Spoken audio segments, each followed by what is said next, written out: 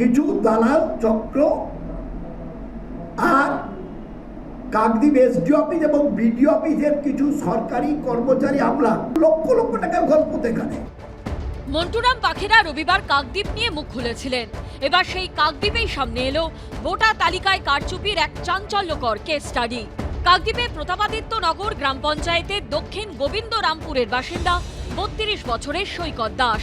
তিনি নামখানার পোস্ট অফিসের কর্মচারী। সৈকতের বাবার নাম ভোটার তালিকাতেই নেই, নিজের জন্মের শংসাপত্রও নেই। তা সত্ত্বেও ভোটার তালিকায় তার নাম উঠে গেছে বলে অভিযোগ। এ নিয়ে তাকে প্রশ্ন করা হলে কোনো উত্তরই দিতে পারেননি সৈকত দাস।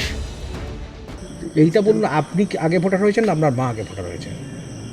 আমি আগে হয়েছিলাম। আপনি আগে ভোটার হলেন, অথচ আপনি বলছেন আপনি আপনার মায়ের সূত্রে ভোটার মায়ের হয়েছেন। সূত্রে নয়, আত্মীয় স্বজনের সূত্রে। সেই আত্মীয় স্বজন কে যাদের সূত্র ধরে আপনি ভোটার হলেন?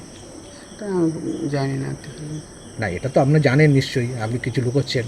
না আমি জানি না সত্যি। না না, কোন আত্মীয় স্বজন যাদের ধরে আপনি ভোটার হলেন এটা সে? আমি বলতে পারছি না, আমার মনে হয়। সৈকতের বাবা এখনো নিয়মিত বাংলাদেশে যাতায়াত করেন বলে স্থানীয়দের দাবি। সৈকতকে এ নিয়ে প্রশ্ন করা হলে আজব উত্তর দিয়েছেন তিনি। সত্যি কথা বলুন, আপনার বাবা কি ওখানকার স্কুলের টিচার, বাংলাদেশ স্কুলের টিচার? না সেটা বলতে পারছি না। এইটা মিথ্যা কথা বলছেন। আপনি জানেন না আপনার বাবা টিচার কিনা? এটা হয় আমি জানবো না আমার বাবা কি করে? এর আগে কাকদ্বীপের ভোটার তালিকায় নাম থাকা বাংলাদেশের এক নাগরিক বিস্ফোরক দাবি করেছিলেন তৃণমূল নেতাকে 10,000 টাকা দিয়ে তিনি ভোটার তালিকায় নাম তুলেছেন। কত টাকা দিয়েছিল? ও 10,000 টাকা মতো দিয়েছিল। কাকে দিলেন টাকাটা? টাকাটা ওই পার্টির লোকে দিয়েছিল। কোন পার্টির লোক? এই তো তৃণমূল লোকে দিয়েছিল। এই ইস্যুকে হাতিয়ার করে তৃণমূলকে বিধতে দেরি করেনি বিজেপিও। পাল্টা খোঁচা দিয়েছে শাসক দলও। সেই রোহিঙ্গা মুসলমান বলেছে আপনাদের সামনে যে আমি 10,000 টাকা তৃণমূলকে দিয়ে ভোটার তালিকায় আমার নাম তুলেছি। ইতিমধ্যে আমরা খুশি, রানাঘাট চাকদাতে যে বাংলাদেশি লোকের ভুয়া এপিক কার্ডের কেস সামনে এসেছে, সেই কেস এনফোর্সমেন্ট ডাইরেক্টরেট নিয়ে নিয়েছে। মমতা ব্যানার্জি 27 ফেব্রুয়ারি নেতাজি ইন্ডোরে পুরো সিস্টেমটাকে ধমক দিয়েছিলেন। 35,000 অভিযোগপত্র দিয়েছিলেন পরিযায়ী শ্রমিক এবং হিন্দু লোকেদের নাম বাদ দিতে।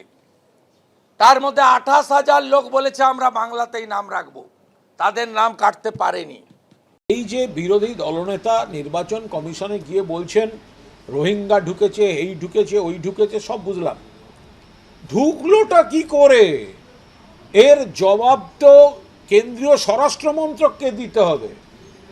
বিরোধী দলনেতার পরের বার যখন অমিত শাহর সঙ্গে দেখা করতে যাবেন হলদে ফুলের তোড়া নিয়ে, তখন একটা স্মারকলিপি দিয়ে প্রশ্নগুলো করে আসবেন যে আপনার বিএসএফ থাকার পর রোহিঙ্গা ঢুকছে কি করে।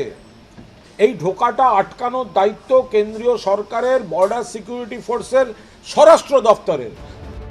সব মিলিয়ে বিধানসভা ভোট যত এগিয়ে আসছে ততই যেন হদিশ মিলছে ভুয়ো ভোটারের। গৌতম মণ্ডল ও দীপক ঘোষের রিপোর্ট, এবিপি আনন্দ।